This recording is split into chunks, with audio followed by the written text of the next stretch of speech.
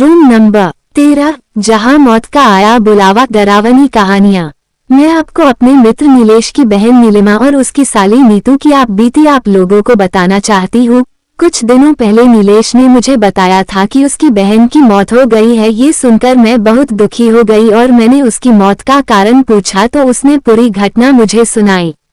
कुछ दिनों पहले नीलेश उसकी बहन नीलिमा और साली नीतू के साथ कहीं घूमने गए थे। नीलेश की बहन और नीतू दोनों बहुत अच्छी दोस्त थी। लौटते वक्त काफी रात हो गई थी। रास्ते में उसकी बहन की तबीयत खराब हो गई थी, उसे काफी ठंड लग रही थी। हमारा घर अभी भी 100 किलोमीटर दूर था और रास्ते में कोई भी रुकने की जगह नहीं मिल रही थी। थोड़ी देर के बाद हमें एक होटल दिखाई दी तो नीतू ने होटल में रुककर उसकी बहन को आराम देने को कहा।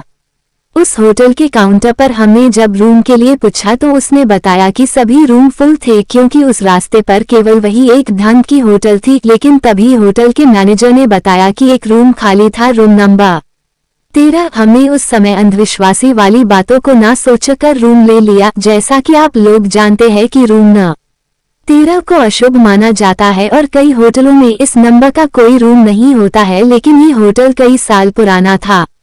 जैसे ही वो तीनों उस रूम में गए तो उन्हें नेगेटिव एनर्जी महसूस हुई। उस रूम की कंडीशन तो ठीक थी लेकिन ऐसा लग रहा था जैसे बरसों से यहाँ कोई रहने नहीं आया हो। उन्होंने कुछ ज्यादा नहीं सोचा। अब वो अपनी बहन नीलिमा के लिए काउंटर से पेनकिलर लेने को गया। काउंटर से टैबलेट लेकर जैसे ही रूम में आया तो देखा कि उसकी बहन बालकनी में खड़ी बातें कर रही थी। नीलेश में सोचा नीतू और उसकी बहन दोनों बालकनी में बातें कर रही है, लेकिन जैसे ही उसके पास गया तो उसकी बहन के अलावा कोई नहीं था। उसने उसकी बहन से पूछा कि तुम किससे बातें कर रही थी तो उसने सिर्फ सर हिलाकर मना कर दिया। तभी नीतू वॉशरूम से आई।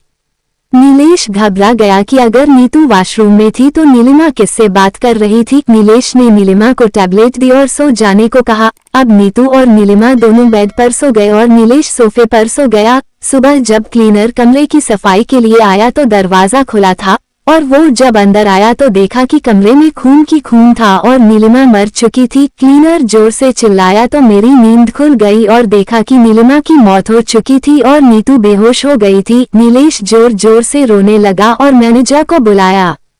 मैनेजर ने तुरंत एम्बुलेंस को बुलाया और दोनों को हॉस्पिटल ले गए। नीलिमा तो मर चुकी थी लेकिन नीतू को थोड़ी देर में होश आ गया। जैसे ही नीतू को होश आया तो उसके पीछे उसकी बहन की आत्मा थी जो उससे बोल रही थी, तूने मुझे मार दिया।